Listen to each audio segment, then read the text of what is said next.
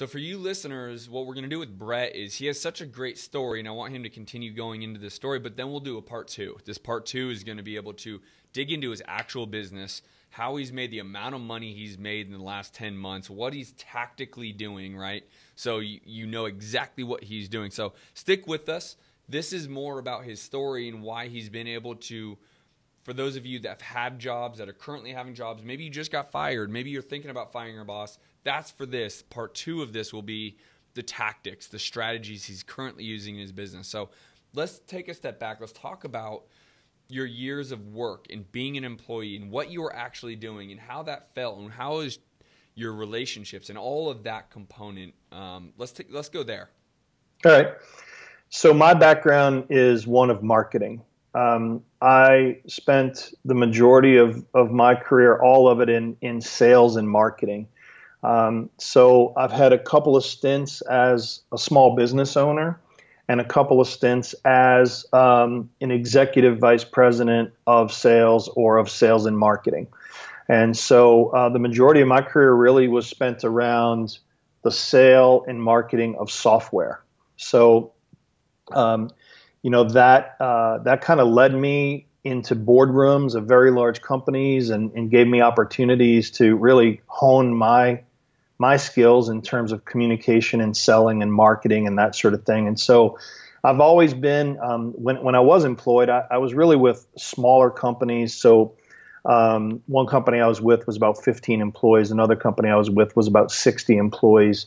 But those positions were at the executive level, entrepreneurial positions, really, even though they were jobs, but very demanding because they were both growth companies. So these were not established companies that were just crushing the revenue. And it was like, all right, all we need to do is keep it on the tracks. So I was 80, 90, 100-hour a week guy trying to grow something, with other executives. And so that's kind of what I was in the middle of when I learned about real estate wholesaling. Which is, in my opinion, terrible. I mean, so most listeners know my backstory, but I've never been employed ever. Never had a boss, never had a W-2, never had any of that, right? I've always been 1099 or owning my own business since I graduated UCLA, which means that degree at this point has been pretty useless. But, that grind, that 60, 70, 80, 90 hours a week, dude, crushing, right? There was a time, and I forgot about this. My wife actually reminded me of this. On a Saturday morning, I would get up at 6 a.m., because that's when the coffee shop around the corner opened. I'd go sit in there, and I wouldn't leave there until about the fifth text from my wife saying, "Hey, the kids are up. Let's do something today. Are you almost done?" And I'd be like, "Yeah, one more hour." And I did that. I'm not exaggerating. Probably 4 or 5 years straight. That's where I was every Saturday for an extra 5 or 6 hours, on top of starting early and ending late every single day of the week, man. So I was a grinder. Yeah. Yeah. And you were compensated for it. And if you don't mind sharing, I mean, what type of salary were you making working 90 hours a week? Yeah. So I was a 200 plus guy, for the last probably, 5-6 years of my career. So just out of curiosity, in the last 10 months, how much have you made in the last 10 months? A lot more than that. Just out of curiosity, how many hours a week do you think you work? Yeah, so that's the really awesome part. I put my dress T-shirt on. Yeah, you did. I mean, you were looking stunning, my friend. Right. We treat the business like a real business, and probably because I don't do anything else, this is my sole focus. We probably put in 40 hours a week. Sure. I say we, myself and my wife's involved in. But here's the cool part. This morning, we got contracts on 2 houses that with buyers that we had under contract for a total of about $22,000 in revenue. Sure. I'm not going to really do anything else today. That's good. That's strange. I'm going to go make 22 grand in 2 hours. You know what? I'm going to call it a day. Yeah, like my kids will be home in a little while. I went and dropped off lunch to my middle daughter because she didn't like what was for lunch today at school, and school's only like 5 minutes from here. And then my wife and I stopped and had lunch together. And a lot of the days I've just incorporated my kids into my days. Now school started, so it's a little different, but I'll go over there and I'll go have lunch in the cafeteria. Like, it's cool. Like there's no dads ever Yeah. there ever. And so it's a total lifestyle change. Total. Yeah, and let's get into that transition where, here's the number one thing. Everyone says, A, does this work? Is this really work, or is it just Justin who's, just talking like it does, or selling smoke, or trying to sell a product? Or is it just Sean who's, blowing smoke, or just trying to sell a product? Or is it just Kent who's blowing like, I bring people like you on because, A, you're a part of my inner circle, right? You're a part of our mastermind, that the development of our relationship is well beyond just business. But partly I bring you on these podcasts and other members to prove that if you actually do what we are saying to do, you can truly create a lifestyle that most other people, 99% of this entire nation, do not have. Yeah. Yep.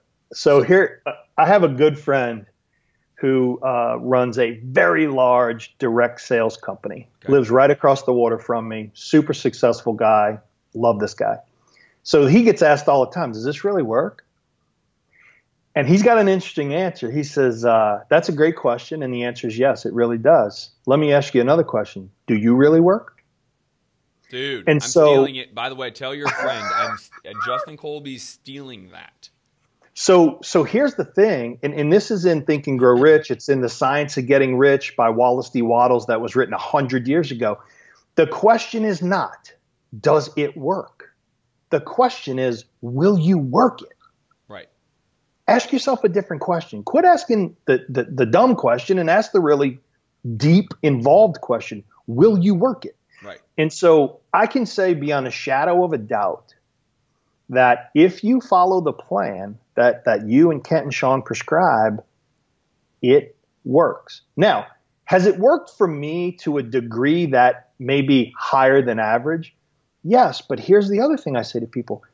I spent the last 17 years in boardrooms and selling and studying how to be a better communicator and all these things that have now culminated into a real estate wholesaling career.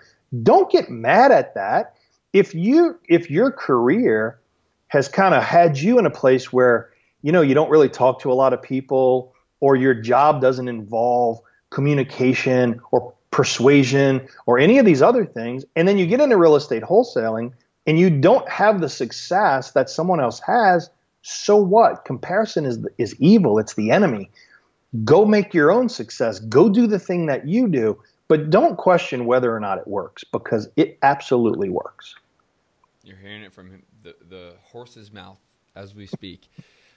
And I think that's something that is so imperative, that the biggest frustration that we can possibly have is educators, and, Sean and myself or Kent, is when people want it, but they don't want it bad enough to do it, right? And being able to take your own life experience and being able to put it into this business can go a very long ways. You don't have to be the smartest. You don't have to know absolutely everything. Oftentimes, brute force can get you to a six-figure income with, for the most part, just listening to a free podcast like this, or Sean's or Kent's, or being a member of the Science of Flipping, or being a member of Flip to Freedom, or being a part of the REWW family. I mean, you can brute force a lot of this, quite frankly. But it's good to know that there's the Brett Burases and so many other people that I've interviewed over the years that can sit here and say, if you just actually listen to it and maybe write it down as maybe the next step and then go do it. I mean, this is a lifestyle you can absolutely create, right? And so, yeah, I think this is a great segue into what we're going to probably record another podcast episode here about. What did you actually do to create this income? What did you actually do tactically, which will be this part 2 that I'm talking about, that we will jump on another call and record, that, you can assist others to say, here's what happened. I jumped in, I did X, Y, and Z. Here's what didn't work. Here's what worked, and we'll go from there. So why don't we, unless you'd like to maybe put a little bit more closure to the mindset and the ability to go out and do it. Let me just touch on that, Justin, because here's what I believe. I believe that if you don't, basically life or business is made up into three components: mindset, skill set, work ethic. Everything falls into one of those three buckets. And what I'll say is that most people are not educated or schooled on the mindset component. School's back in for, if you have kids, school's in, and you're going to these like meet the teacher things and you're listening to all this stuff. And it's all about, here are the things you need to do to follow the herd into, a job. I told my wife last night, and hopefully none of the administrators at my kids' schools listen to your podcast, but here's what I find so interesting. If you look at employment statistics in terms of happiness, job happiness, it's very low. Yeah. Very, very low. Right. But all these parents sit in a room and they're literally taking notes. How do I ensure that my child is ready for college and ready to get a great job? That same parent, if the statistics are true and there's 100 people in the room, at least 50 of them hate their own job. And they're literally sitting there taking the notes to make sure their kid follows the same path. It's crazy. Last night I said, can you describe the education we provide regarding entrepreneurship and self-employment? Well, first of all, my wife wanted to crawl under the chair. Of course she did. She's like, no, not a, nuh-uh. Right. Uh-uh. And the answers were weak, man, is disappointing. So I'm going to take the initiative with one other business person at the school to do that. But anyway, the mindset is critical.